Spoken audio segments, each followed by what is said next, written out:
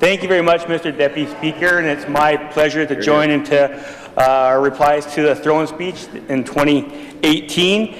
I'm going to take a little bit of a walk down memory lane. This is, I was reminded walking in by David Baxter, that this is my last throne speech. So it's something where it's a bit reflective for me. I was first with these throne speeches with the government of Saskatchewan in 2008.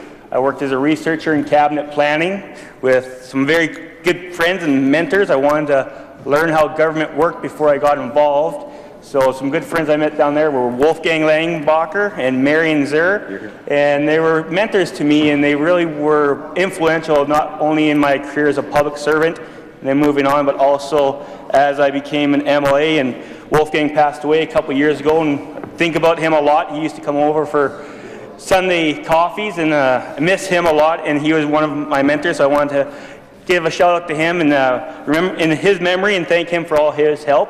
Also, when we look back on some of our time here, we look back at throne speeches in the past and kind of you compare them. As a member from Saskatoon Fairview did, compared them to 17. I'm going to go back and compare them to a little bit further back. And I know that there's a lot of things that have happened in Saskatchewan over the past decade, and I was honored to be involved with the ones as an MLA and as a researcher in the Government Caucus Office.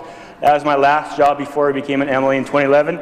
In the caucus office, for all us MLAs that aren't in cabinet, doing a wonderful job, assisting us with writing speeches, doing research, helping us with any of the constituency work that we have that we need assistance to make sure the people in our constituency, our constituents, get the best help possible. And for the last few years, we've had John Saltsuck as our Chief of Staff, Paula Steckler, Haley, there's Taylor's there now, and people have come and gone. Lee Goose is there, communications, Kim Rathwell, Carly in the front office, and they all do a great job for all of us as MLAs, and I think we should thank them more than we do, and I wanted to put that on the record as well and thank them publicly for all the hard work they do to make sure that we can do our jobs. So thank you very much, guys. A lot has changed since 2008 in Saskatchewan, a lot in this chamber actually. As thinking about it during question period, I was looking over at the member from Regina Rosemont, and when I started in 2008 as a staffer, the member from Regina Rosemont had just become a newly elected MLA, and he's been here almost, well, as long as I have, and a few things have changed. When he was first elected, he didn't have hair, and when I was a researcher, I did have hair. That has changed now because after 3 kids, I've lost a bit, and he's grown some after he had a kid, which is amazing to me to see that, Mr. Deputy Speaker.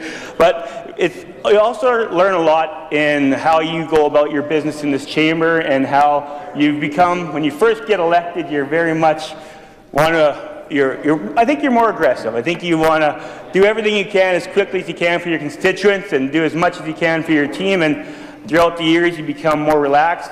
Maybe not the member from Cannington, but most of us become more relaxed throughout the years. And I think we can learn a lot from each other as colleagues from both sides of the House. And I think from our standpoint, I think from my standpoint, I've learned a lot from all of the members in this House, and I thank them for their mentorship. And from both sides of the House, you pick and choose some of the habits you see and you don't see, and I think it's been beneficial throughout our career so far. I also want to thank a lot of people that have helped us get to where we were in Regina Walsh Acres. I know it was a very considered an NDP seat for a long time, and we've won that seat twice, and it wasn't based on my good looks and charming personality. We had a fantastic team at both elections, and there's a lot of people to thank, but first and foremost, it's my wife.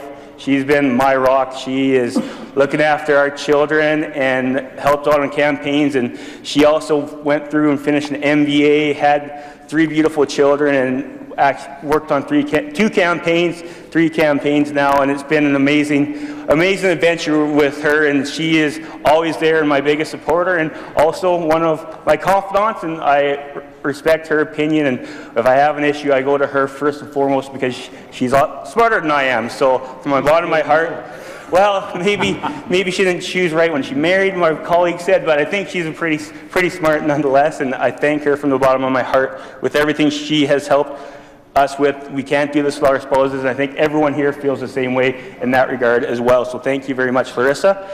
Now our change, we have 3 kids now, and I think I look through the lens of public policy more now as a father than ever. very important for me to ensure my children and the children of our province have a better future and more opportunities than we have. And I think that rolls in nicely to our throne speech and some of the comments I'm going to make about standing up for Saskatchewan in 2018 and beyond.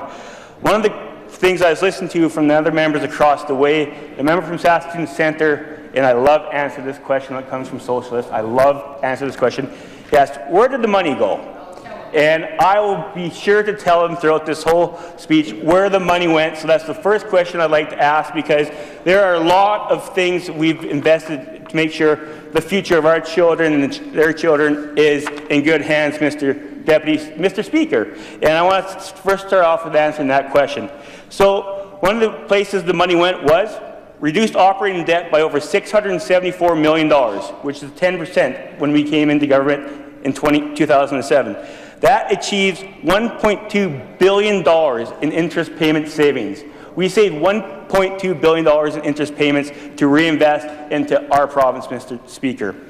Tax reductions have saved Saskatchewan people $5.6 billion, which results in 112,000 people being removed from provincial tax rolls, $4.96 billion in personal income tax cuts, $1.37 billion in education property tax savings for residents at $100 million a year. Mr. Speaker, that's investing in our future and investing in our province, because here on this side of the House, and I've said it a lot, we believe that people of Saskatchewan know better to do with their money than government. And that is one fundamental policy that we will never remove from, Mr. Speaker. And it's something that I'll always believe in. The people that earn the money and make the money know how best to spend it to make their lives better throughout their day-to-day lives. Mr. Speaker, infrastructure. Invested $12.5 billion in infrastructure. That's over $1 billion a year. $1.5 billion in infrastructure for our healthcare system, more than double the previous 10-year period. These projects include, like was mentioned in this throne speech, a children's hospital, which is close to the hearts of many parents if you ever had a sick child.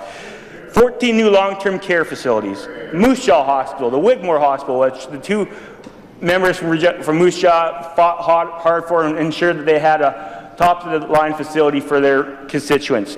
The Saskatchewan North Battleford Hospital, which will be opening soon. Mr. Speaker, talking about new approaches, P3 approaches and infrastructure, building the Saskatchewan Hospital and the Swiftcurrent Long-Term Care Home, you saved millions of dollars using innovative approaches, and that's once again money we saved so we can reinvest it into ensuring we have a strong future for our children and the generations to follow.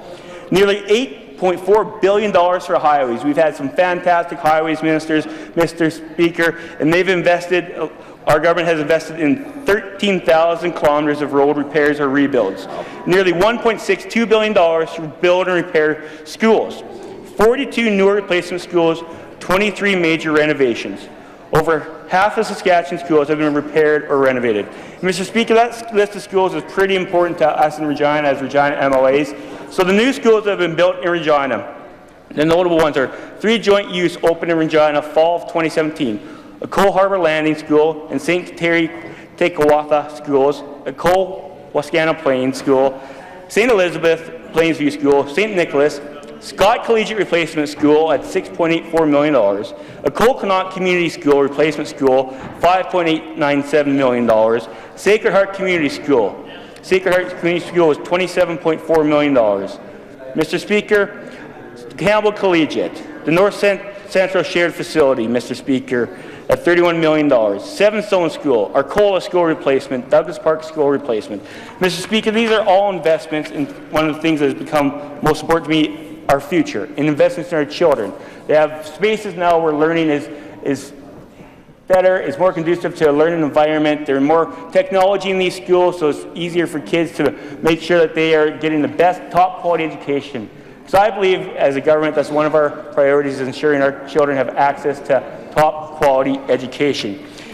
Mr. Speaker, more on answering the question from Saskatoon Centre MLA, where has the money gone? We've invested nearly $16.5 billion in Crown capital, which is more than double what the NDP did in that same time period. Healthcare, Mr. Speaker, which means top of mind and one of our priorities is investing in people. Since 2006, 67% increase in health investments, 900 more doctors and 3,400 more nurses of all designations in Saskatchewan. 11.8 million annual for autism services, which is a 2,350% increase.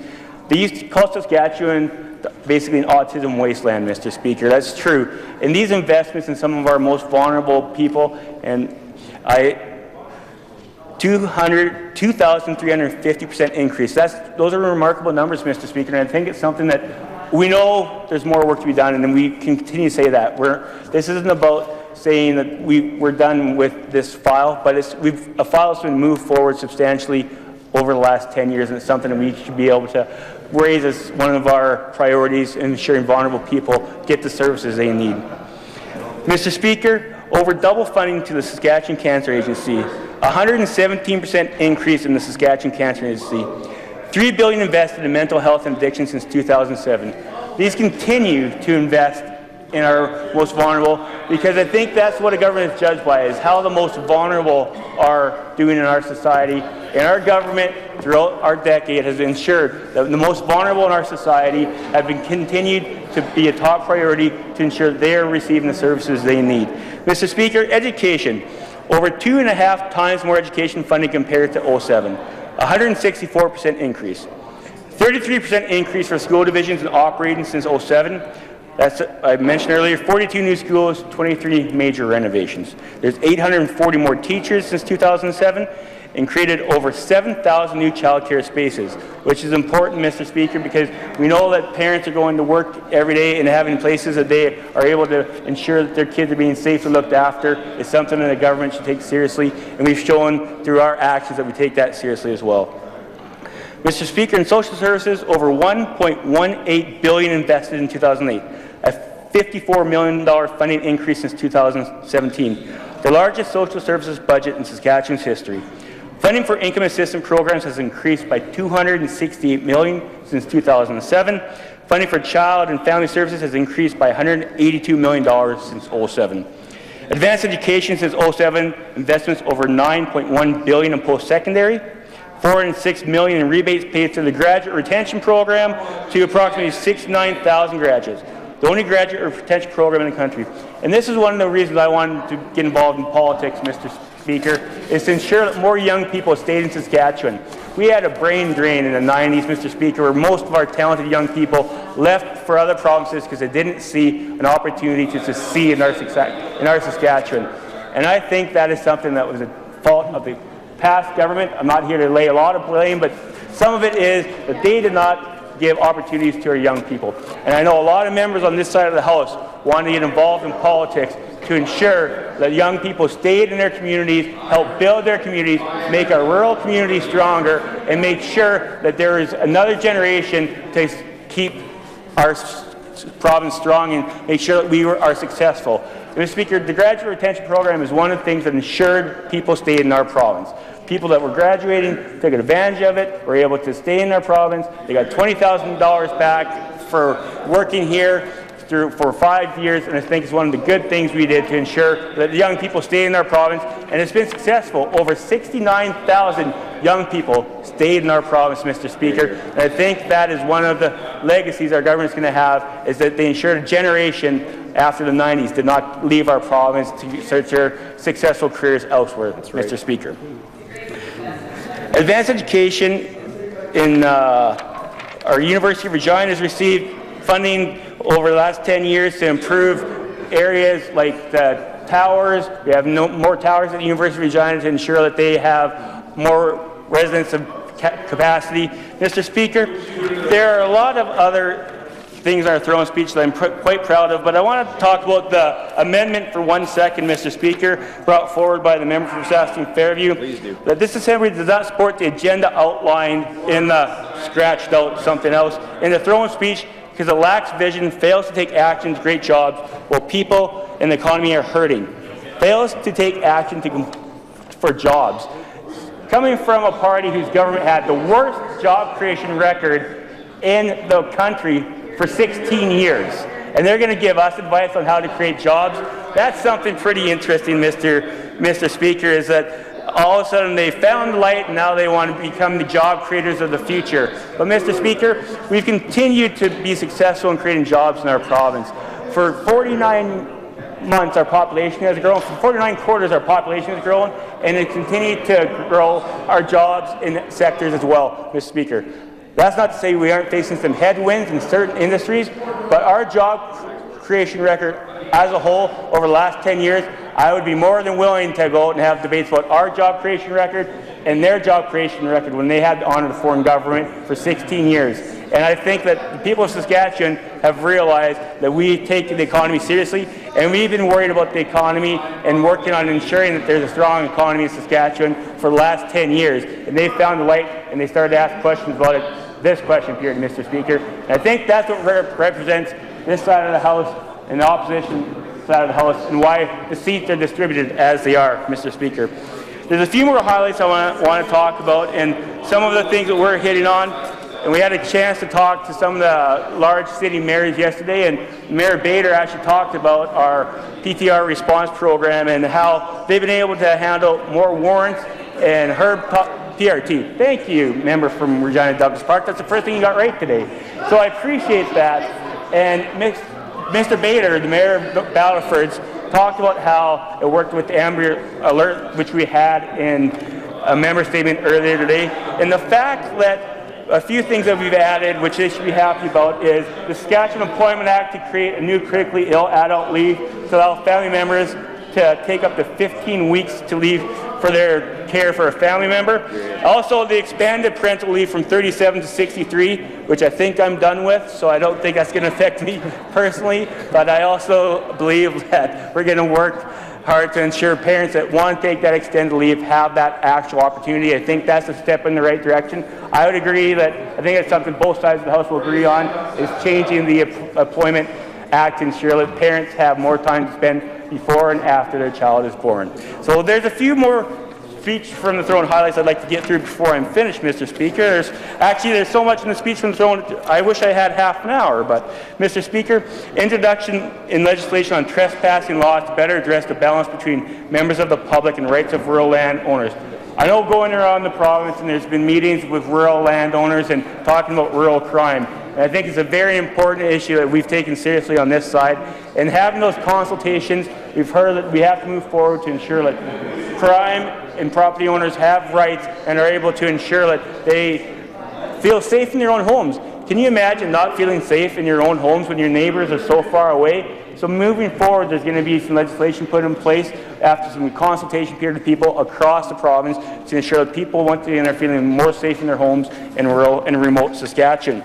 Mr. Speaker, one of the big reasons I will be supporting the speech from the throne is we'll deliver a balanced budget for 2019-2020. And I believe that's one of the most important things we can do to secure the future for next generations, is to balance the budget so that we're not offloading our spending and spending money that our children are going to have to repay in the future. I think that's something the federal government should take heed of and look to our province with some guidance, because one of the biggest reasons that Mr. Trudeau may be in trouble is he's spending money that our kids are going to have to repay. And I think that's something that the people of Canada are going to be very tired of that, Mr. Speaker. Also, I'd be remiss if I didn't mention the carbon tax. I think the carbon tax is something that we will continue to be on the right side of the population of Saskatchewan. They know that we have allies across the country coming on board now. Premier Ford in Ontario, Premier in PEI, Premier Pallister just came on board and said they will not be implementing a federal carbon tax. And our Premier has been the forefront, the leader of this file, saying he will stand with the people of Saskatchewan and ensure that we are not having to deal with Mr. Trudeau's carbon tax. And I believe that our Premier has been the leader across the country on this file, and we are proud that we'll continue to ensure that a carbon tax will not be implemented on the people of the province. It affects all of our sectors, our mining sectors, our agriculture sector, all the things we do best. The federal Liberals want to tax. And it's something that every consumer, every family member, every family is going to have to pay more for groceries, for diapers, for food, for heating, for lighting, Mr. Speaker. And I can't believe that the members opposite are not on board with 80% over 80% of the people of this province are against the carbon tax, and there's a group of people on that side that are not standing with Saskatchewan, and I think they're going to feel that in 2020, Mr. Speaker. I think that they're going to be shown once again that one of the major issues in our province is ensuring competitiveness, and they are tired of having the Liberals put taxes after taxes on them, small business tax, corporate tax, income splitting, a carbon tax, Mr. Speaker. And I think it's time that the members on the other side get on board with our Premier and lead with example and say no to Justin Trudeau's carbon tax. I will be supporting the speech from the throne and not the makeshift amendment.